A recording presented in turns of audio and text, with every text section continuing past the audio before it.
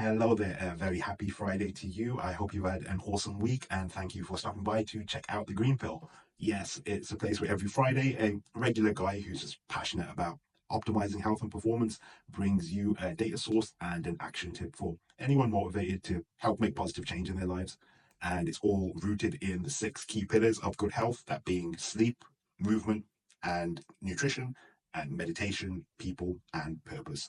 Now, over the last few weeks, we've spoken about nutrition and movement, namely because they've been very topical in January. And I wanted to round off by discussing the third foundational pillar, that being sleep.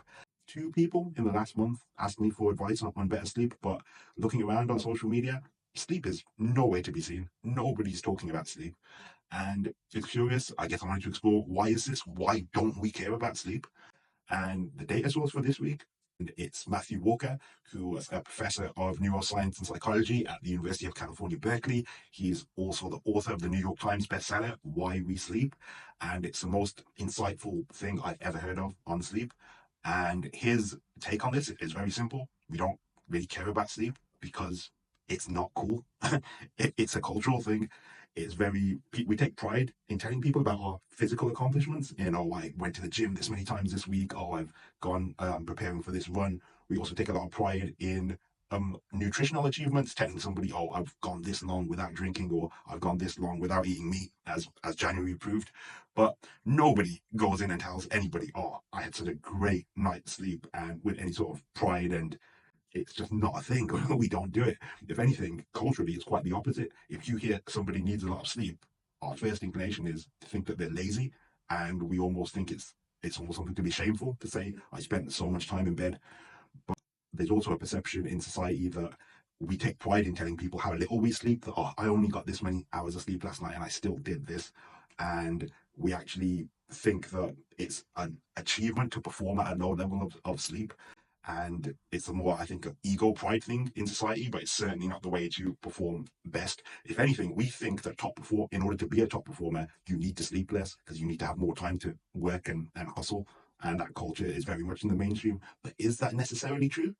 Matthew in his book cites, examples of top performers like Usain Bolt, LeBron James, Roger Federer, all sleeping 9 to 12 hours a day. And he works with a lot of sports teams on optimizing their sleep. Now, you might point out rightly that these are elite sports athletes. Their bodies probably do need more rest than the average person.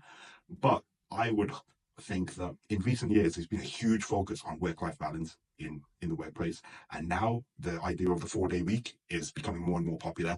I think these things are happening for a reason, because there's more and more data to be shown that actually it's not just elite sports athletes. We all perform better at work, and we all perform better at everything when we're well rested.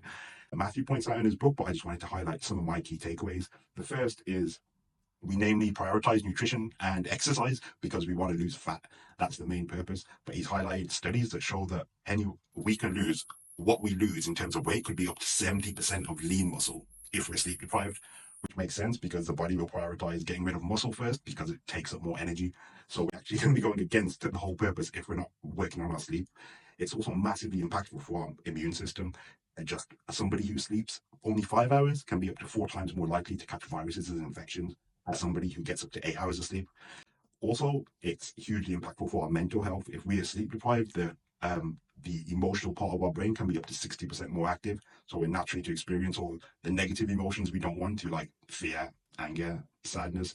And we're also much more likely to make bad food decisions and cheat on those diets and comfort eat. So again, it's going to go against that whole purpose as well. But I think the most impactful thing I came across from his work is that the data is just clear that your quantity of sleep is directly proportional to the quantity of years you're going to live. It's a very good indicator. So the shorter you sleep, essentially, the shorter you're going to live. So I guess in summary, what I guess I'm trying to say is sleep is massively underrated. And if you're going to be going uphill, if you're trying to lose weight, if you focus on just exercise and nutrition and you don't prioritize sleep as well. And it's also, as Matthew said, calls it the best free health insurance you're ever going to get. And it's the best performance enhancer you're ever going to take. And it's completely free. So, what's this week's action point? Well, changing sleep patterns is very hard, but something simple we can all do just to start with is taking accountability. And you can get a wearable. I ordered a Fitbit actually only last month. And it's great because it's a visual representation every single day, teaching you important lessons. Like, yeah, I've learned a lot in the last month just purely from tracking this data.